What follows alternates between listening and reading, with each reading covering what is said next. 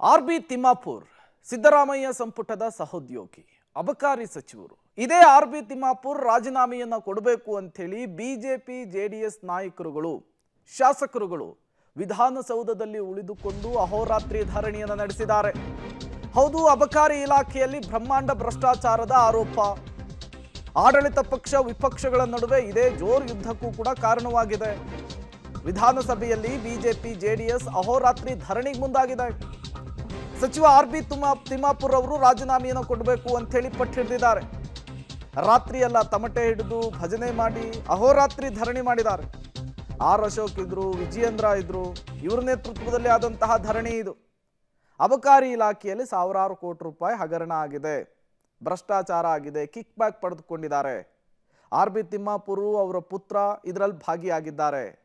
ಹಾಗಾಗಿಯೇ ಅಬಕಾರಿ ಇಲಾಖೆಯ ಡಿಸಿ ಮೇಲೆ ಲೋಕಾಯುಕ್ತ ರೇಡ್ ಮಾಡಿ ರೆಡ್ ಹ್ಯಾಂಡ್ ಆಗಿ ಹಿಡಿದಿದ್ದು.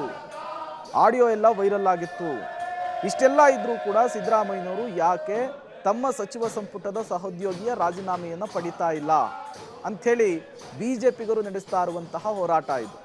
ಅಹೋರಾತ್ರಿ ಧರಣಿ ಹೋರಾಟದ ಒಂದು ಭಾಗ, ಸರ್ಕಾರದ ಮೇಲೆ ಒತ್ತಡ ಹಾಕುವಂಥ ಒಂದು ಭಾಗ. ಇದೇ ಬಿಜೆಪಿ ಈ ಹಿಂದೆ ಆಡಳಿತದಲ್ಲಿದ್ದಂತಹ ಸಂದರ್ಭದಲ್ಲಿ ಕೆ.ಎಸ್. ಈಶ್ವರಪ್ಪನವರು ಗ್ರಾಮೀಣಾಭಿವೃದ್ಧಿ ಸಚಿವರಾಗಿದ್ದಂತಹ ಸಂದರ್ಭದಲ್ಲಿ ವಿಪಕ್ಷದಲ್ಲಿದ್ದಂತಹ ಕಾಂಗ್ರೆಸ್ ಇದೇ ರೀತಿ ಅಹೋರಾತ್ರಿ ಧರಣಿಯನ್ನು ನಡೆಸಿತ್ತು. ಗುತ್ತಿಗೆದಾರನ ಆತ್ಮಹತ್ಯೆಯ ಪ್ರಕರಣದಲ್ಲಿ ಕೆ.ಎಸ್. ಈಶ್ವರಪ್ಪನವರ ರಾಜೀನಾಮೆಯನ್ನು ಪಡೆಯೋವರೆಗೂ ಕೂಡ ಬಿಟ್ಟಿರಲಿಲ್ಲ. ಈಗ ಬಿಜೆಪಿಗರು ಮಾಡ್ತಾ ಇದ್ದಾರೆ. ಆರ್.ಬಿ. ತಿಮ್ಮಾಪುರ್ ರಾಜೀನಾಮೆ ಕೊಡಲಿ ಅಂತ ಕೇಳ್ತಿದ್ದಾರೆ. ಅಬಕಾರಿ ಇಲಾಖೆಯಲ್ಲಿ 6,000 ಕೋಟಿ ಹಗರಣ ಆಗಿದೆ. ಅಸ್ಸಾಮು, ತಮಿಳುನಾಡು, ಕೇರಳ ಚುನಾವಣೆಗೆ ಹಣ ಬಳಕೆ ಆಗಿದೆ. ತಿಮ್ಮಾಪುರ್ ರಾಜೀನಾಮೆ ಕೊಡೋವರೆಗೂ ನಾವು ವಿರಮಿಸಲ್ಲ ಅಂತ ಹೇಳ್ತಿದ್ದಾರೆ. ಮುಂದಿನ ಹೋರಾಟಕ್ಕೆ ಸಂಬಂಧಪಟ್ಟಂತೆ ದೋಸ್ತಿಗಳು ಮೀಟಿಂಗ್ ಕೂಡ ಮಾಡಿದ್ದಾರೆ. ಬಿಜೆಪಿ ಜೆಡಿಎಸ್ ಮೀಟಿಂಗ್ ಬಳಿಕ ಈ ಹೋರಾಟದ ತೀರ್ಮಾನ ಆಗಿದೆ. ರಾಜೀನಾಮೆ ಕೊಡಲ್ಲ ಅಂಥೇಳಿ ಸಚಿವ ತಿಮ್ಮಾಪುರ್ ನಿನ್ನೆ ಅಧಿವೇಶನದಲ್ಲಿಯೇ ಹೇಳಿದ್ದಾರೆ.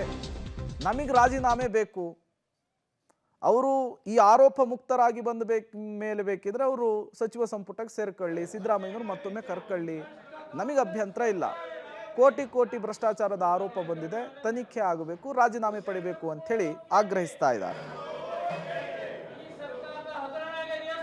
ನೋಡಿ, ನಾವು ಅಹೋರಾತ್ರಿ ಧರಣಿ ಏನು ಮಾಡ್ತಾ ಇದ್ದೀರಿ, ರಾಜ್ಯದ ಜನ ಏನು ತೆರಿಗೆಗಳನ್ನು ಕೊಟ್ಟಿದ್ದಾರೆ ಅಬಕಾರಿ ಇಲಾಖೆಯಲ್ಲಿ ಬರ್ತಾ ಇರೋ ತೆರಿಗೆಯಲ್ಲಿ, ಅದರಲ್ಲಿ 6,000 ಕೋಟಿನ ಲೂಟಿ ಹೊಡೆದ್ಬಿಟ್ಟು ಕಾಂಗ್ರೆಸ್ ಸರ್ಕಾರ ಅದನ್ನು ಎಲೆಕ್ಷನ್ಗೆ ಫಂಡಿಂಗ್ ಮಾಡ್ತಾಯಿದ್ದಾರೆ.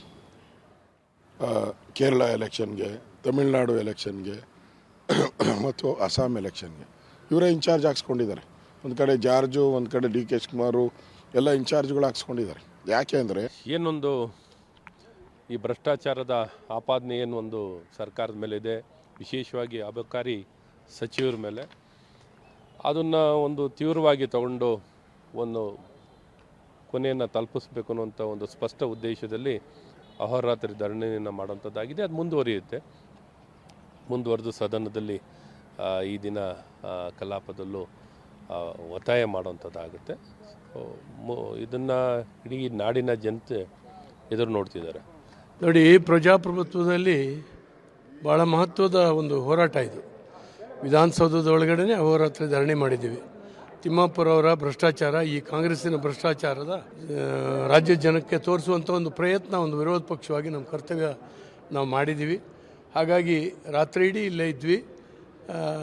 ಈ ಪ್ರತಿಭಟನೆಯನ್ನು ಅರ್ಥ ಮಾಡ್ಕೊಳ್ಬೇಕು ಸರ್ಕಾರ. ತಿಮ್ಮಾಪುರ್ ಅವ್ರನ್ನ ಸಂಪುಟದಿಂದ ಕೈಬಿಟ್ಟು ಒಂದು ನ್ಯಾಯ ದೊರಕಿಸ್ಬೇಕು. ವಿಚಾರಣೆ ಆಗಲಿ, SIT ರಚನೆ ಮಾಡಿ, ಇನ್ನೇನೋ ಬೇಕಾದರೂ ಮಾಡಿ ಅವ್ರು ಹೊರಗೆ ಬರಲಿ, ಆಮೇಲೆ ತಗೊಂಡು ಅಂತಾರೆ. ಅವ್ರ ಹೆಸರು ಹೇಳಿದ್ದಾರೆ. ನಾವು ಮತ್ತಷ್ಟು ಡೀಟೇಲ್ಸ್ ಅನ್ನು ಕೊಡೋದಕ್ಕೆ ವಿಧಾನಸೌಧದಿಂದ ನಮ್ಮ ಪ್ರತಿನಿಧಿ ರಾಘು ನೇರ ಸಂಪರ್ಕದಲ್ಲಿ ಜಾಯಿನ್ ಆಗ್ತಾ ಇದ್ದಾರೆ. ರಾಘು, ರಾತ್ರಿ ಬಿಜೆಪಿ ಜೆಡಿಎಸ್ ಶಾಸಕರುಗಳೆಲ್ಲ ವಿಧಾನಸೌಧದಲ್ಲಿಯೇ ಉಳಿದುಕೊಂಡಿದ್ರು. ಆರ್.ಬಿ. ತಿಮ್ಮಾಪುರ್ ರಾಜೀನಾಮೆಯನ್ನು ಆಗ್ರಹಿಸಿ ಅಹೋರಾತ್ರಿ ಧರಣಿಗೆ ಮುಂದಾಗಿದ್ರು. ಹೇಗಿತ್ತು ಧರಣಿ? ಜೊತೆಗೆ ಕೇವಲ ಒಂದಿನಕ್ಕಷ್ಟೇ ಸೀಮಿತವಾಗುತ್ತಾ? ಮುಂದಿನ ರೂಪುರೇಷೆಗಳು, ಹೋರಾಟಕ್ಕೆ ಬ್ಲೂ ಪ್ರಿಂಟು ಹೇಗೆ ರೆಡಿ ಆಗಿದೆ ರಾಘು? ಪ್ರೇಮ, ಅಬಕಾರಿ ಇಲಾಖೆಯಲ್ಲಿ ನಡೆದಿದೆ ಎನ್ನುವಂತಹ ಭ್ರಷ್ಟಾಚಾರಕ್ಕೆ ಸಂಬಂಧಪಟ್ಟಂತೆ ಅಹೋರಾತ್ರಿ ದೋಸ್ತಿ ನಾಯಕರುಗಳಿಬ್ಬರೂ ಕೂಡ ಒಂದು ದೊಡ್ಡ ಮಟ್ಟದ ಹೋರಾಟವನ್ನು ಮಾಡಬೇಕು ಅನ್ನುವಂಥ ನಿಟ್ಟಿನಲ್ಲಿ ನಿನ್ನೆಯಿಂದಲೂ ಕೂಡ ಪ್ಲಾನ್ಗಳನ್ನು ಮಾಡಿಕೊಂಡಿದ್ರು. ವಿಧಾನಸಭಾ ಕಲಾಪ ನಡೆಯುವಂತ ಸಂದರ್ಭದಲ್ಲೂ ಕೂಡ ಸರ್ಕಾರದ ವಿರುದ್ಧ ಆಕ್ರೋಶಗಳನ್ನು ವ್ಯಕ್ತಪಡಿಸುವಂತ ಕೆಲಸಗಳಾಗಿತ್ತು. ಅದಾದ್ಮೇಲೆ ಸರಿಯಾಗಿ ಉತ್ತರ ಸಿಗದೇ ಇರುವಂತಹ ಕಾರಣಕ್ಕಾಗಿ, ಜೊತೆಗೆ ವಿಪಕ್ಷಗಳು ಮಾಡಿದಂತಹ ಪ್ರಶ್ನೆಗಳಿಗೆ ಉತ್ತರ ಸರಿಯಾಗಿ ಬರಲಿಲ್ಲ ಅನ್ನುವಂತ ಕಾರಣಕ್ಕಾಗಿ ನೇರವಾಗಿ ಅಹೋರಾತ್ರಿ ಧರಣಿಗೆ ಮುಂದಾದ್ರು. ಅಹೋರಾತ್ರಿ ಧರಣಿ ಮುಕ್ತಾಯ ಆಗಿದೆ. ಅದಾದ ಮೇಲೆ ಮತ್ತೆ ಹೋರಾಟವನ್ನ ಮುಂದುವರಿಸುವಂತ ನಿಟ್ಟಿನಲ್ಲಿ ಸದ್ಯ ಇಬ್ಬರು ನಾಯಕರುಗಳು ಕೂಡ, ಎರಡೂ ಪಕ್ಷದ ನಾಯಕರುಗಳು ಕೂಡ ಒಂದಷ್ಟು ಪ್ಲಾನ್ಗಳನ್ನ ಮಾಡ್ಕೊಂಡಿರುವಂತದ್ದು. ಪ್ರಮುಖವಾಗಿ ಇವತ್ತು ಅಧಿವೇಶನದ ಕೊನೆಯ ದಿನ. ಇವತ್ತು ಯಾವುದೇ ಕಾರಣಕ್ಕೂ ನಾವು ಹಿಂಜರಿಯೋದು ಬೇಡ, ಜೊತೆಗೆ ಸರ್ಕಾರವನ್ನ ಮತ್ತಷ್ಟು ಇಕ್ಕಟ್ಟಿಗೆ ಸಿಲುಕಿಸಬೇಕು ಅನ್ನುವಂತ ನಿಟ್ಟಿನಲ್ಲಿ ಏನೆಲ್ಲ ಪ್ಲಾನ್ಗಳನ್ನ ಮಾಡಬೇಕು ಅನ್ನುವಂತ ನಿಟ್ಟಿನಲ್ಲೂ ಕೂಡ ತಯಾರಿಯನ್ನ ಮಾಡ್ಕೊಂಡಿರುವಂತದ್ದು. ರಾತ್ರಿ ಈ ವಿಚಾರಕ್ಕೆ ಸಂಬಂಧಪಟ್ಟಂತೆ ಜೊತೆಗೆ ಇದ್ದಂತ ಸಂದರ್ಭಗಳಲ್ಲೇ ಒಂದಷ್ಟು ಚರ್ಚೆಗಳನ್ನ ಮಾಡಿರುವಂತದ್ದು.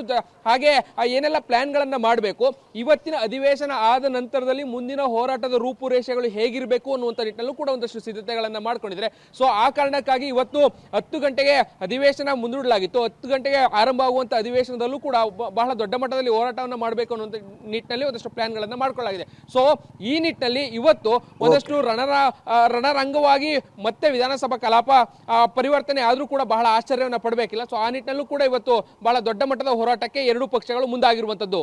Prem. Okay, thank you Raghu ತಮ್ಮೆಲ್ಲ ಮಾಹಿತಿಗಾಗಿ.